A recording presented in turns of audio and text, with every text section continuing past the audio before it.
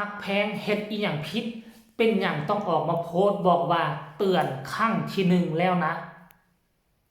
กับทักทายสบายดี FC ทุกทาน FC ทุกคนเนาะมาผมมาพ่อกับค่อยเจ๋เบาลาวในมือนี้คลิปนี้เป็นคลิปที่2เนาะทักทายสบายดีเส้นเก่าเส้นเคยเนาะโดยความเคารพและก็ฮักแพง FC ของน้องฮักแพง FC สาวน้อยลำเพิ่นโชว์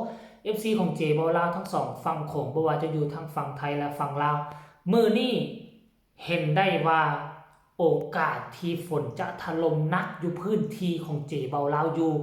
มันก็น่าจะมีสูงท่านผู้ชมมือวานนี้อยู่ทั้งภาคพื้นของน้องฮักแพงฝนได้ตกหนักก่อนนอนเมื่อคืนนี้น้องฮักแพงก็ได้เคลื่อนไหวหรือตัวน้องท่านผู้ชมเนาะแต่ว่ายังมีอีกบางคนท่านผู้ชมเนาะอยากเห็นการเคลื่อนไหวของน้องฮักแพงแบบเป็นคลิปออกมาให้บรรดาพ่อแม่ FC ได้เห็นหน้าค่าตาลูกสาวเพื่อเห็นแล้วจะมีรอยยิ้มเห็นแล้วจะมีความดีอกดีใจ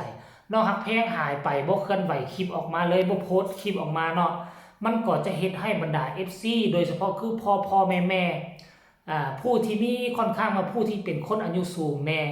มื้อใดบ่เห็นคลิปน้องฮักแพงเคลื่อนไหวก็จะเป็นสั้นๆเซนๆก็จะกินข้าวบ่ลำกินน้ำบ่แซ่บบางคนจึงแสดงอาการบ่พอใจท่านผู้ชมบ่พอใจเลยเฮ็ดแนวใดเนาะออกมาเคลื่อนไหวออกมาโพสต์ประกาศหาตัวน้องฮักแพงและมันจึงก่อให้เกิดคลิปนี้หัวข้อบางคนก็สิว่าตั้งหัวข้อนะคือว่ามาตั้งแนวนั้นสิตั้งให้เป็นดราม่าบ่ว่าซันเดย์มันก็บ่เป็นเรื่องดราม่าดอกท่านผู้ชมเบิ่งหัวข้อแล้วต้องเข้ามาเบิ่งซะก่อนบางคนเห็นแต่หัวข้อบ่เข้ามาเบิ่งแล้วเจ้าจะฮู้ความจริงว่าเนื้อหาของคลิปนั้น YouTube คนนั้นเขาได้เว้าเกี่ยวกับอีหยังเขาได้ใส่ให้ป้ายสีหรือบ่ต้องได้เข้ามาเบิ่งต้องได้เข้ามาฟังแล้วท่านผู้ชมเนาะแล้วบัดนี้น่ะเรื่องราวมันเป็นจังไดเป็นหยังหัวข้อจึงว่านั่นออกมาตำหนิแฮงเตือนแฮงครั้งที่1ว่าซั่นเนาะฮักแพงให้อีหยังผิดเนาะเดี๋ยวค่อยไปอ่านสู่ฟังเด้อ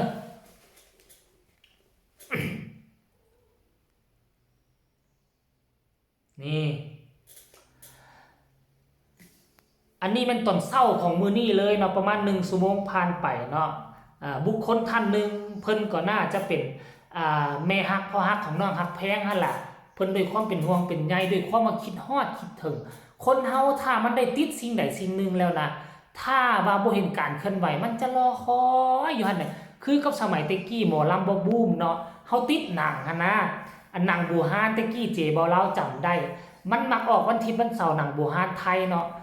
ทุกๆเสาร์และอาทิตย์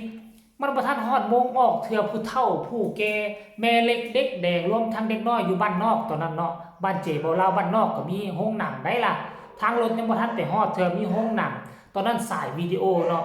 บ่ทันฮอดโมงแต่ก่อนหน้า1 ชั่วโมงน่ะเป็นท่าไปกองอยู่โรงหนังเลยพอแต่โรงหนังเปิดปึ๊บแล่นไผก็อยากอยู่ทางหน้าเพราะว่ามันบ่ได้เป็นจอใหญ่คือโรงหนังทุกมื้อได้มันเป็นจอน้อยจอ4เนาะตะกี้เขาเอิ้นว่าจอ4ว่ามันมีจอขาวดำก่อนเลยจึงเปลี่ยนจอ4ท่านผู้ชม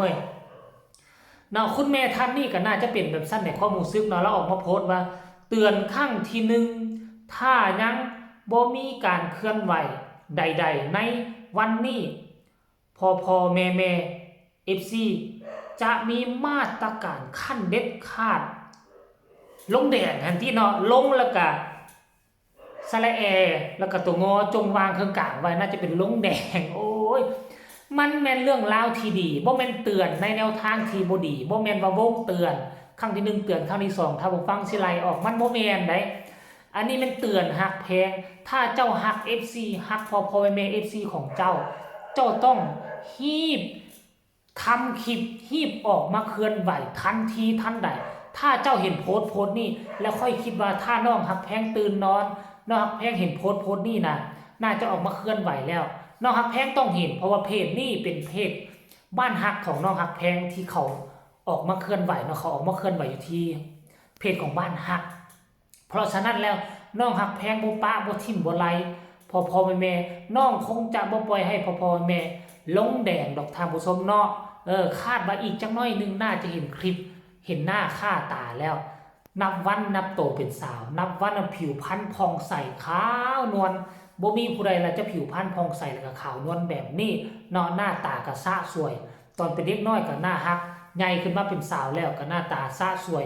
ดีขึ้นดีวันเนาะการร้องการรำก็ได้ความสามารถก็เพิ่มขึ้นคนเฮาน่ะตอนเข้ามาอยู่วงการแรกๆบ่ว่าพวกเจ้าจะเฮ็ดหยังบ่ว่าพวกเจ้าจะไปอยู่องค์กรใดมันต้องมีแหละคนตำหนิติชมเฮาเป็นน้องใหม่ก็ย่อมให้เขาตำหนิติชมแน่เพราะว่าเฮาเป็นน้องใหม่ถึงว่าเฮาสิเก่งล้นฟ้าแต่เฮาหาก็เข้ามาอยู่องค์กรนี้เฮายังปรับตัวบ่ทันได้เทื่อการทำงานของแต่ละวงของแต่ละองค์กรมันแตกต่างกันการบริหารงานเพราะฉะนั้นผู้เข้ามาก่อนเขาอาจจะมีประสบการณ์ฮู้เวียกฮู้การฮู้งานก่อนเจ้าเพราะฉะนั้นเฮาเป็นน้องใหม่ถึงว่าเฮาจะเก่งกว่าเขาเฮาก็จำเป็นต้องได้ฟังเขาฟังคำแนะนำฟังคำตำหนิติชมเขาแล้วเมื่อเขาเข้ามาแล้วเขามาเสื่อมซึมหลักเกณฑ์หลักการขององค์กรได้หมดแล้วเขาจึงพังงาดแสดงความสามารถเขาขึ้นมาบาดนั่นแหละเขาจะมาอยู่เหนือเขาได้มาควบเขาได้ควบงำเขาได้ทุกสิ่งทุกอย่างนะทุกคนเลยเวลาทำการทำงานเวลาเขาย้ายม่องทำงานใหม่เขาต้องได้อดได้ทนก่อนฮอดเวลาของเขาแล้วเขาจึงแสดงความสามารถพร้อมกับควบคุมหลักการขององค์กรให้มันไว้ได้และเขาจะติ่งบ่ได้เขาจะปากบ่ได้เขาจะไอบ่ได้เพราะว่าเขาเอาความสามารถไปควบงำเขาไว้ท่านผู้ชมเนาะจะเอาชนะคนอย่าเอาเต็มปากต้องเอาแนวทางปฏิบัติเอาการลงมือตัวจริงเฮ็ดให้มันได้และเฮ็ดให้มันประสบผลสำเร็จเมื่อนั่นแหละเขาจะปากบ่ได้เขาจะไอบ่ได้เนาะแต่ถึงยังไงก็ตามท่านผู้ชมอันคนในองค์กรนี่บ่ย่านมันย่านคนนอกองค์กรย่านคนที่แสดงตัวแฝงตัวเป็นพ่อฮักแม่ฮัก FC ต่างๆเนาะคนที่หวังดีก็มีคนที่หวังให้ก็มีเข้ามาเป็น FC เพราะฉะนั้นแล้วก็ต้องระมัดระวังไว้แต่ว่าในคลิปนี้ในหัวข้อมื้อนี้เราบ่แม่น FC ปลอมดอกเราเป็น FC แท้เพราะเฮาหลงใหลสิ่งใดสิ่งหนึ่งแล้วนะคือค่อยเคยหลงใหลและทุกมื้อนี้ก็ยังหลงไหลอยู่ถ้ามื้อนึงบ่เห็นคลิปนึงก็นอนบ่หลับบางครั้งน่ะฮู้ว่าเขาบ่ทันปล่อยคลิปเขามีธุระส่วนตัวของเขาก็ยังบ่ยอมแพ้จักโทรศัพท์เลื่อนไปเลื่อนมาอยู่เลื่อนอยู่หั่นแหละเฮาก็ฮู้ว่าเขายังบ่ทันเอาเวลาลงคลิปเธอบ่มีเวลาลงคลิปเขาเฮ็ดการเฮ็ดงานอยู่แต่ก็ยังเลื่อนหาข้อมูลเกี่ยวกับเขาอยู่ได้เห็นคลิปเก่ามันก็ยังดีใจไผเป็นคือค่อยแน่เอ้าไผเป็นคือ FC พอฮักแม่ฮักท่านนี่แน่ที่ออกมาโพสต์เตือนเนาะฮักแพงถ้าบ่เคลื่อนไหวจังได๋พ่อแม่สิลงแดงแล้วเด้อโอ้เนาะคลิปนี้ก็ฝากฟังไว้สำนี้เด้อฝากทุกคนกดไลค์กดแชร์กดติดตามเพื่อจะบ่พลาดในคลิปต่อไปที่สำคัญจะกดข้ามโฆษณาพบกันใหม่ในคลิปหน้าเนาะสำหรับคลิปนี้ขอกล่าวคำว่าสบายดีบ๊ายบาย